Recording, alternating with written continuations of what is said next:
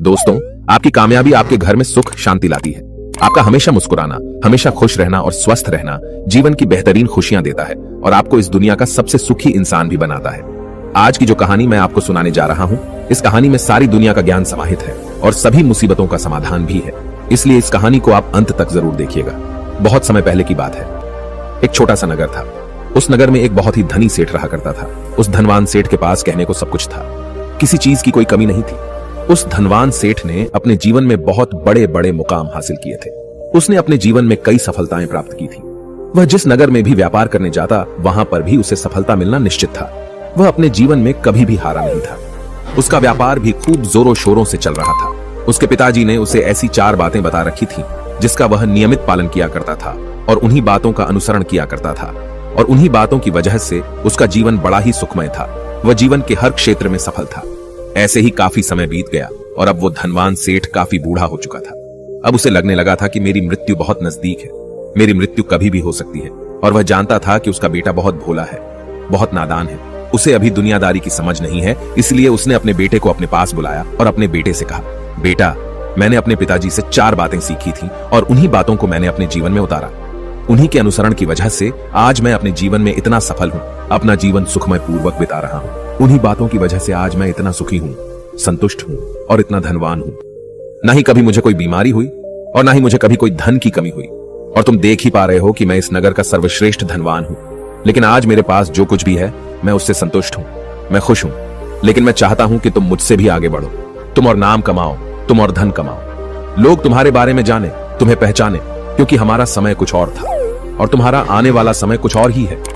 उस धनवान सेठ ने अपने बेटे को अपने और करीब बुलाया और उससे कहने लगा, बेटा, आज मैं तुमको दुनिया की ऐसी 4 महत्वपूर्ण बातें बताने जा रहा हूं जो मुझे मेरे पिताजी ने बताई थी, और इसी के कारण आज मैं इतना सफल हूं। यदि तुमने इन सभी बातों को अपने जीवन में उतार लिया, इनका नियमित तौर पर पालन किया, इनका अनुसरण किया, तो तुम भी अपने जीवन में बहुत धनवान बन जाओगे, अपने जीवन को बहुत सुखमय तौर पर बिताओगे। इन बातों के अनुसरण से न तो तुम्हारे घर परिवार में कोई दुख आएगा और न ही तुम्हारे व्यापार में कभी कोई परेशानी उत्पन्न होगी। इतना कहकर धनवान सेठ अपने बेटे को 4 बातें बताना शुरू करता है। वह कहता है, बेटा, सबसे पहली बात है काम पर छांव में जाना और छांव में आना।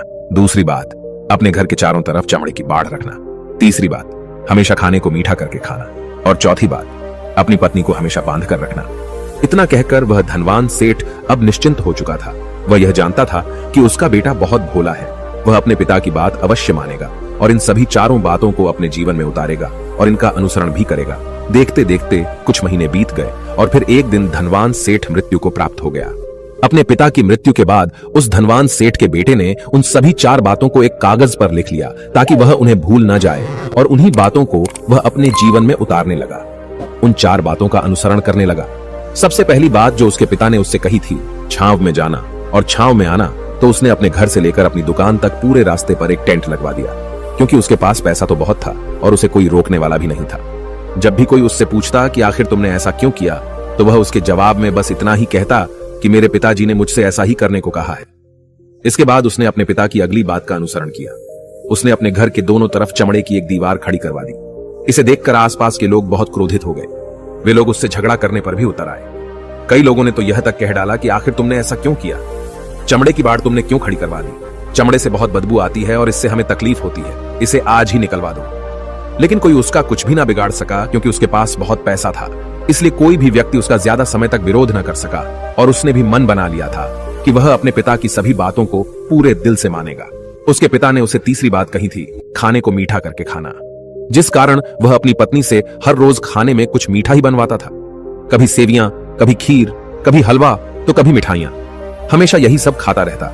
और उसके पिता ने उसे चौथी बात कही थी, अपनी पत्नी को हमेशा बांध कर रखना, जिस कारण वह हर रोज अपनी पत्नी को रस्सी से बांध कर रखता था। ऐसे ही कई दिन बीत गए और देखते ही देखते अब वह सेठ के बेटे का जीवन धीरे धीरे बर्बाद होने लगा था, क्योंकि उसने अपने पिता की सभी बातों का गलत मतलब निकाला था और वह उसी के अनुसार उनका पालन कर रहा था। देखते देखते उसका उतना बड़ा व्यापार अब ठप होने लगा था। उसके यहां पर ग्राहकों की संख्या कम होने लगी थी, क्योंकि जब उसका मन करता तब वह दुकान जाया करता, और जब उसका मन करता तो वह दुकान से वापस घर लौट आता। उसका अपने पिताजी के इस कारोबार में मन नहीं लगता था। इस कारण उसके सारे ग्राहक अब उससे नाराज होने लगे थे। उसके सारे ग्राहक अब एक एक करके उस दुकान को छोड़ते चले जा रहे थे। इसी कारण उसका पूरा व्यापार अब ठप हो चुका था। जिस व्यापार को खड़ा करने में उसके पिताजी ने खून पसीना एक कर दिया था, उस व्यापार को उसने कुछ ही महीनों में पूरी तरह से बर्बाद कर दिया था। अब उसका धंधा बहुत कम हो चुका था, जिस कारण वह बहुत परेशान रहता था। वह बहुत चिंतित रहता था और इसके साथ ही उसने अपने घर के चारों तरफ चमड़े की दीवार खड़ी करवाई थी। उस कारण आसपास पर बहुत गंदी बदबू फैल चुकी थी। इसलिए जो भी उसके आसपास रहते थे उन सभी ने वह घर छोड़कर कहीं और पर अपना बसेरा बसा लिया। चमड़े की बदबू के कारण अब उसके घर में भी कोई नहीं आता था। यहाँ तक कि उसके मित्र और रिश्तेदार भी उस घर में आने से कतराते थे। लेकिन अब भी उसे समझ नहीं आ रहा था कि आखिर ये सब हो क्यों रहा है। वो बहुत परेशान रहने लगा था और वह हमेशा मीठा भोजन किया करता था, जिस कारण उसका वजन बहुत ज्यादा बढ़ चुका था और इस मोटापे के कारण उसके शरीर में न जाने कितनी सारी बीमारियों ने अपना घर बना लिया था। आए दिन उसके घर पर वेद आने लगे थे। इन्हीं कारणों से अब उसका पैसा भी इन चीजों में बर्बाद होने लगा था और अपने पिता की चौथी बात उसने मानी थी। वह थी अपनी पत्नी को बांध कर रखता, जिसकी वजह से उसकी पत्नी उससे नाराज हो गई और वह घर छोड़कर अपने मायके लौट गई। उसने अपनी पत्नी को मनाने की कोशिश की, तरह तरह के उपाय किए, लेकिन उसकी पत्नी नहीं मानी। और वैसे भी कोई भी स्त्री ऐसे मर्द के साथ क्यों रहना चाहेगी जो उसे बेवजह ही बेबात पर बांध कर रखता हो। देखते देखते अब वह सेठ के बेटे का पूरा जीवन बर्बाद हो चुका था। न तो अब उसके पास व्यापार बचा था, न ही धन, न ही उसकी पत्नी, और न ही वह रिश्तेदार जो पैसों के लिए उसके आसपास घूमा करते थे। और तो और अब उसका स्वास्थ्य भी ठीक नहीं रहता था, जिस कारण वह बहुत चिंतित रहने लगा था, बहुत परेशान रहने लगा था। उसे यह सब समझ ही नहीं आ रहा था क्या हो रहा है और क्यों हो रहा है। इन सभी बातों को लेकर तो बहुत परेशान रहता और वह मन ही मन अपने पिताजी को कोसा करता, कहता, पिताजी आपने तो मेरा पूरा जीवन बर्बाद कर दिया। आपकी उन 4 बातों के कारण आज मुझसे मेरा सब कुछ छिन चुका है। न तो मेरे पास व्यापार रहा, न ही धन दौलत, न ही वह रिश्तेदार, न ही मेरी पत्नी, और यहां तक कि मेरे स्वास्थ्य ने भी मेरा साथ छोड़ दिया है। आप ही के कारण आज मेरा पूरा जीवन बर्बाद हो चुका है। यदि मैंने आपकी वह 4 बातें न मानी होती, यदि मैंने उन्हें अपने जीवन में न उतारा होता, तो आज मैं एक सुखमय जीवन जी रहा होता। आपकी इन 4 बातों पर चलकर मुझे क्या मिला? मैंने एक आज्ञाकारी बेटे की तरह आपकी सारी बातें भली भांति मानी, उन पर यकीन किया, उनका अनुसरण किया। लेकिन मैं ही मूर्ख था जो मैंने आपकी उन बातों पर आंख बंद करके यकीन कर लिया। इतना कहकर वह फूट फूट कर रोने लगा। तभी उसे एक दिन पता चला कि उसके पास के नगर में एक साधु आए हुए हैं और वह साधु सभी की समस्याओं का हल बताते हैं। चाहे कैसी भी समस्या हो, वह उसका निवारण अवश्य करते हैं। यह सुनकर उसने सोचा कि चलो एक बार मिलकर देखता हूं, हो सकता है कि मेरी भी समस्या का समाधान मुझे मिल जाए। इस आशा के साथ वह उन साधु के पास पहुंचा। वहां पहुंचकर सीधा उनके चरणों में जा गिरा और जोर जोर से रोने लगा। वह कहने लगा, हे गुरुवर, अब आप ही मुझे बचा सकते हैं। मेरे पिताजी ने तो मेरा पूरा जीवन बर्बाद करके रख दिया। आज मेरी जो भी स्थिति है वह सब मेरे पिताजी के कारण ही है। मेरे पिताजी ने मुझे जैसा कहा मैंने वैसा ही किया। हमेशा एक अच्छे बेटे की तरह उनकी सारी बातें मानी, अपने सारे फर्ज निभाए, और देखिए मेरे पिताजी ने मेरे साथ क्या किया। मरते मरते भी वह मुझे गलत बात सिखा गए और उसका खामियाजा मुझे आज भुगतना पड़ रहा है, क्योंकि मैंने उनकी सभी बातों को अपने जीवन में उतारा, उनका अनुसरण किया, और देखिए आज मेरे साथ क्या हो गया। मेरा तो पूरा जीवन ही बर्बाद हो गया। मैं अब तक यह नहीं समझ पाया कि मेरे पिताजी ने मेरे साथ ऐसा क्यों किया। क्या मैंने उनके साथ कुछ गलत किया था? इतना कहकर वह उन साधु के सामने और भी जोर जोर से रोने लगा। तभी वह साधु महाराज उस सेठ के बेटे से कहते हैं, बेटा चुप हो जाओ, पहले मुझे अपनी सारी बात तो बताओ। आखिर तुम्हारे साथ क्या हुआ है? तुम इस तरह से क्यों रो रहे हो? तुम्हारी इस परेशानी का क्या कारण है? उन साधु के इतना कहने पर उस सेठ के बेटे ने पर्ची उन साधु के हाथ में रख दी जो उसने अपने पिता की मृत्यु के बाद लिख रखी थी, जिसमें उसने अपने पिता की 4 बातें लिखी थी।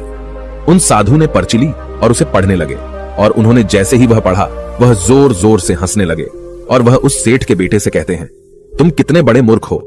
तुम्हारे पिता ने तो तुम्हें दुनिया का सारा ज्ञान दे दिया, लेकिन तुम उसे समझ नहीं पाए, तुम उसका सही तरह से पालन नहीं कर पाए, और कहते हो कि तुम्हारे पिता ने तुम्हें गलत राह दिखाई है, तुमने गलत संदेश दिया है। तुम्हारे पिताजी तो तुम्हारी परीक्षा ले रहे थे कि तुम उनकी बातों को समझ पाते हो या नहीं, तुम उनकी बातों का सही मतलब निकाल पाते हो या नहीं। यदि वह चाहते तो इसका मतलब तुम्हें अच्छी तरह से बता सकते थे, लेकिन वह चाहते थे कि तुम इन बातों का मतलब खुद से जानो, खुद से समझो कि इन बातों का क्या अर्थ है। लेकिन अब तो ऐसा प्रतीत होता है कि मानो तुम्हारी बुद्धि बिल्कुल भ्रष्ट हो चुकी है। तुमसे बड़ा मूर्ख मैंने आज तक नहीं देखा। जिसके पास दुनिया का इतना बड़ा ज्ञान हो, वह भला इतनी बड़ी मूर्खता कैसे कर सकता है? तुम्हारे पास कोई ज्ञान नहीं है, तुमने कोई भी ज्ञान अर्जित ही नहीं किया। अगर तुम इन बातों का सही मतलब समझ चुके होते तो तुम भी अपने जीवन में अपने पिता की तरह ही सफल होते, खुश होते, और तुम्हारा जीवन सुखमय तरह से बीत रहा होता। लेकिन तुम इतने बड़े मूर्ख हो कि तुमने अपने पिता की बातों का गलत मतलब निकाल लिया। उन बातों के मतलब के बारे में तुमने सोचा तक नहीं। उन्होंने जैसा कहा तुमने वैसा करना शुरू कर दिया। यदि तुम्हें उन बातों का अर्थ नहीं पता चल रहा था तो तुम किसी ज्ञानी से मिल सकते थे, तुम उससे उस बात का मतलब निकाल लेते। लेकिन जैसा तुमने अपने पिता की इन बातों को समझा है, इसका मतलब वैसा नहीं है। इस पर वह धनवान सेठ का बेटा कहता है, हे गुरुवर, आप क्या कहना चाहते हैं? क्या मैं अपने पिता की बातों को सही नहीं समझ रहा? और वैसे भी इसमें समझने लायक है क्या? उन्होंने तो सब कुछ साफ साफ ही बताया था और मैंने उन्हें अपने जीवन में उसी तरह से उतार लिया, तो फिर मैंने गलत क्या किया है? इस पर गुरुवर एक बार फिर मुस्कुराने लगे और उस सेठ के बेटे से कहते हैं, बेटा, ये जो बातें लिखी गई हैं, इन बातों के पीछे एक गहरा अर्थ है जिसे तुम समझ नहीं पाए। इसी कारणवश तुमने यह मूर्खता कर दी और इसी कारणवश तुमने अपना पूरा जीवन बर्बाद कर लिया। लेकिन अब भी कुछ नहीं बिगड़ा, अब भी तुम्हारे पास बहुत समय है। यदि तुम चाहो तो अब से मेहनत करके भी तुम अपने जीवन में एक बार फिर से वह खुशहाली व समृद्धि सब कुछ हासिल कर सकते हो। इस पर वह सेठ का बेटा कहता है, ठीक है, कृपया करके मुझे उन चारों बातों का मतलब समझाइए। आखिर उन 4 बातों का क्या अर्थ है? इस पर साधु सेठ के बेटे को कहते हैं, तुम्हारे पिताजी ने तुमसे कहा था काम पर छांव में जाना और छांव में आना। इसका मतलब यह है सूर्य निकलने से पहले ही तुम दुकान पर पहुंच जाना और सूर्यास्त होने के बाद ही तुम वापस घर आना, जिससे तुम्हें दुकान पर अधिक से अधिक समय मिल पाएगा। तुम उस काम को अच्छी तरह समझ पाओगे, उस काम को अच्छी तरह से कर पाओगे, उस काम को बढ़ाने में तुम अपना दिमाग लगा पाओगे और तुम अपने काम में तरक्की कर पाओगे। लेकिन तुमने तो इसका गलत ही मतलब निकाल लिया। तुमने तो अपने घर से लेकर दुकान तक एक ऐसा टेंट लगवा दिया जिससे तुम छांव में आ सको और छांव में जा सको। अब तुम ही बताओ, क्या तुमने अपने पिताजी की इन बातों का सही मतलब समझा था? यह सुनकर वह सेठ का बेटा जोर जोर से रोने लगा और कहने लगा, हे गुरुवर, मेरी ही गलती थी। मैंने अपने पिता की इन बातों का गलत मतलब निकाला और इसी कारणवश आज मैं पूरी तरह से बर्बाद हो चुका हूं। मैं ही सबसे बड़ा मूर्ख था। मेरे पिताजी ने तो मुझे इतना महत्वपूर्ण ज्ञान दिया था, लेकिन मैं उस हीरे को पत्थर समझ बैठा। आगे वह सेठ का बेटा उन गुरुवर से कहता है कि गुरुवर, दूसरी बात क्या है, उसका अर्थ क्या है? आगे गुरुवर दूसरी बात का अर्थ समझाते हुए कहते हैं, चमड़े की बाड़ करवाना। इसका अर्थ यह है कि तुम अपने घर में कुत्ता या बिल्ली पालना। जब तुम अपने घर में कुत्ता बिल्ली पाल लोगे तो यह तुम्हारे घर की चारों ओर से रक्षा करेगा, जिससे तुम्हारी धन दौलत पूरी तरह से सुरक्षित रहेगी और तुम बेफिक्र होकर दुकान पर मन लगा सकोगे, बेफिक्र होकर दुकान के कामों को समझ सकोगे और तरक्की कर पाओगे। और तो और तुम्हारे मन में कभी यह भी डर नहीं होगा कि कहीं कोई चोर आकर मेरी संपत्ति न चुरा ले। चमड़े की बाड़ करवाने का असली मतलब यह है, लेकिन तुमने तो चमड़े की बाड़ करवाने का मतलब कुछ और ही निकाल दिया। तुमने तो अपने घर की 2 दीवारों को ही चमड़े से पूरी तरह से भरवा दिया, जिस कारण आसपास गंदी बदबू फैल गई। तुम्हारे आसपास के पड़ोसी भी अपना घर छोड़कर कहीं और चले गए। यहां तक कि तुम्हारे मित्र, तुम्हारे सगे संबंधी भी उस बदबू के कारण तुम्हारे घर पर आने से कतराने लगे।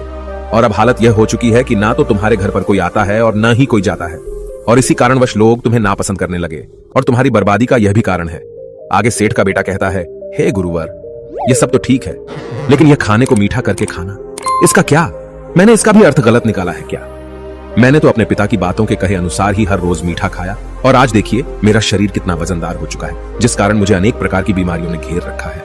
क्या मैं इस बात को भी गलत समझ रहा था? इस पर वह साधु